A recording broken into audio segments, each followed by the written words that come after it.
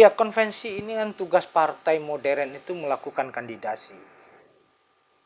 Karena kultur partai di kita itu sangat old style, tapi prakteknya sudah sangat banal, kita terjebak dengan oligarki gitu.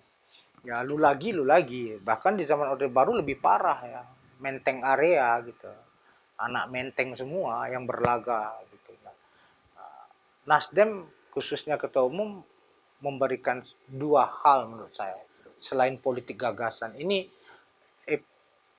sequel sekuen apa ya?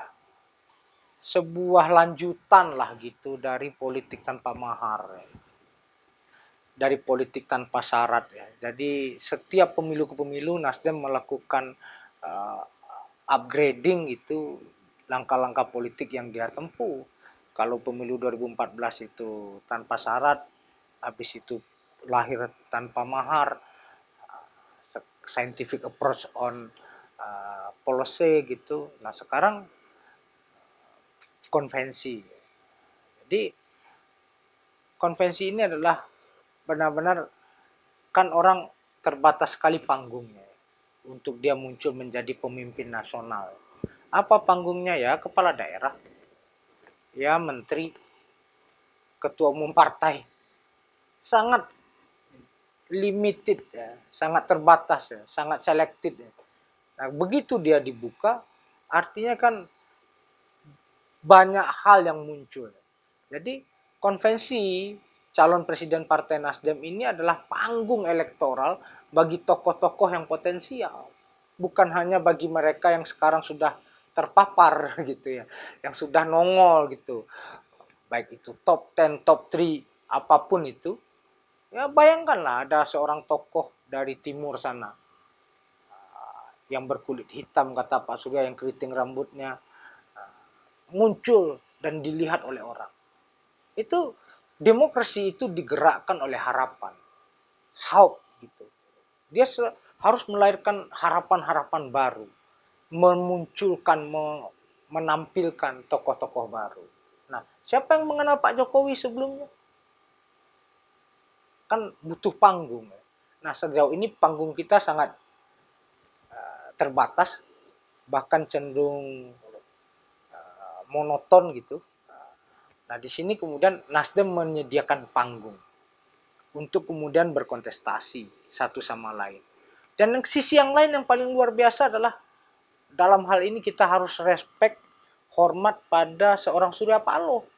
Dia benar-benar menjadi teladan dalam proses pengambilan keputusan politik, di mana syahwat orang mendirikan partai itu untuk dirinya, keluarganya menjadi calon presiden.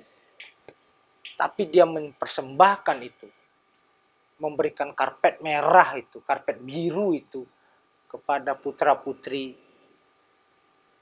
yang potensial. Nah, ini yang kemudian harus menjadi catatan politik kita ya.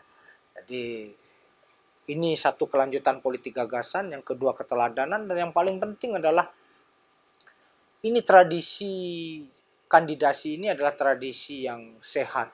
Konvensi itu bayangkan kalau kita kampanye seorang presiden itu dia hanya mengunjungi spot-spot yang padat pemilihnya.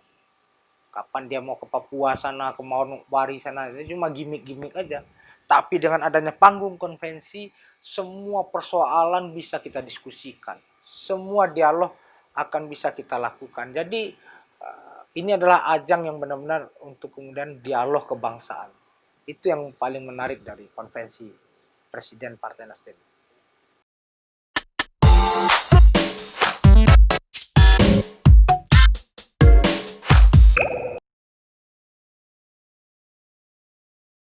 Banyak pertanyaan kepada Partai Nasdem. Lah gimana Nasdem 9% tapi menggagas konvensi, syaratnya 20%. Ini gimmick, manuver atau apa? Nah, disinilah kemudian strategic thinking itu dilakukan. Nasdem selain menggelar konvensi juga ingin membangun sebuah tradisi politik yang lebih sedikit strategis dan solid. tidak tiba saat tiba akal. Tentu Partai Nasdem belajar dari 2 konvensi yang pernah terjadi sebelumnya oleh partai di Indonesia. Apa yang dilakukan oleh Nasdem adalah membangun aliansi atau koalisi strategis untuk kemudian proses pemahaman membangun visi itu tidak sepihak, tidak paksaan. Dan ini bukan juga kawin paksa antara Siti Nurbaya dan Datuk Maringgih gitu, bukan. Tapi ini pembangunan proses yang organis ya. Ya kalau bisa 3 partai bagus, kalau 2 partai saja lebih bagus juga. Artinya proses pembangunan koalisi itu dilakukan secara sedini mungkin dan basicnya adalah aliansi strategis.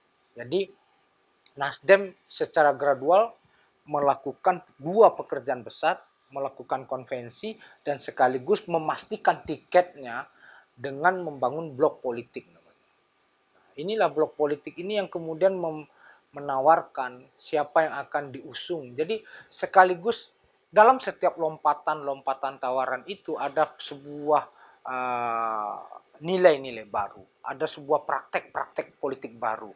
Ini yang menjadi referensi dan kemudian mematangkan demokrasi dan praktek politik kita itu sendiri. Jadi inilah visionernya seorang Surya Paloh untuk melihat jauh ke depan dan sekaligus melakukan exercise politik.